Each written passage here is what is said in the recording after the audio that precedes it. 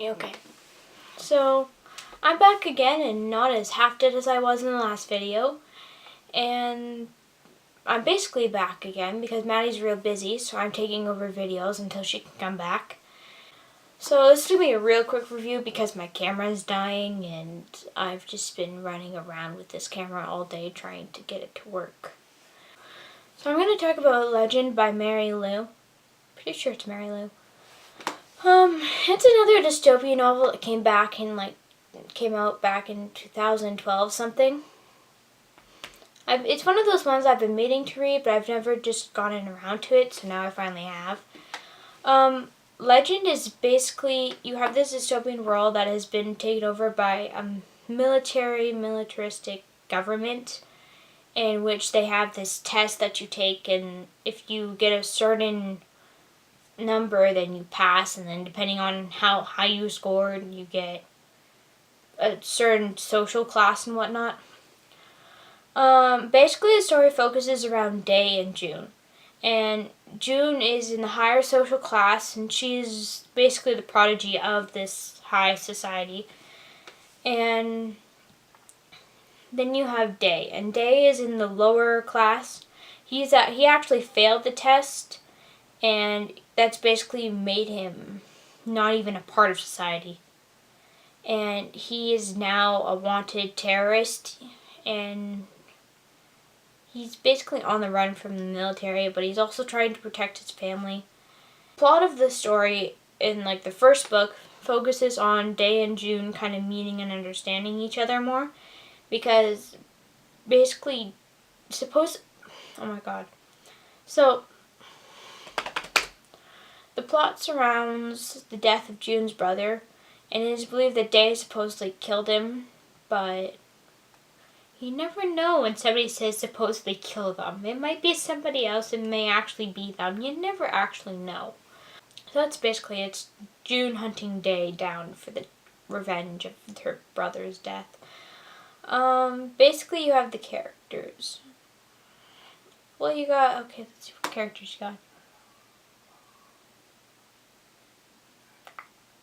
Okay, you have Day. Day is, okay, to be general and frank about it, it's basically, the entire thing is just stereotypically dystopian, but it's so well done that it doesn't seem stereotypical. So when I was reading it, I wasn't like, oh, not again. I was like, oh my god, this is amazing. Keep flipping the page. So I can try to explain the characters to you, but then it basically sounds like your average, oh, I've seen this before. Because you have Day, who's fight against the society, but he's not totally fighting against society because he's more focused on survival and the survival of his family and the survival of this girl named Tess, who's a kid he saved on the street at one point. And then you have June, who is fight for the government, even though I'm totally going to discover that the government is actually evil. But the thing that made it interesting was to see June learn this. And it wasn't in a way where it was like, oh my god, they're evil. It was kind of well developed and well thought out and paced. And it was the pacing of their mindset towards their society that made the book. Does that make sense? I don't know. Maybe I'm just rambling and not making sense at all. I can never tell. There are other characters. I'm trying to think. What was his name? I think it was Tom. Thomas? Thomas. I think his name was Thomas. And basically he was June's crush.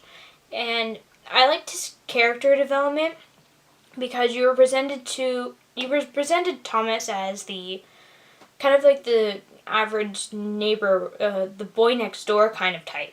And then as you saw him through June's eyes, you saw him change and you saw him for what he really was, which I can't tell you because that would be spoilers. You also had, what was his name? Matthias? I'm pretty sure it was Matthias, which is June's brother. And he's your elderly brother type, and I have to respect him a lot because basically they lost their parents at a young age, and he's been raising his sister, but he's also trying to protect her from the society. And I think the main thing about this series was you don't really know who is good and who is evil, because you feel as if there's a lot of stuff going on behind the scenes that you're not really sure about, and neither are the main characters.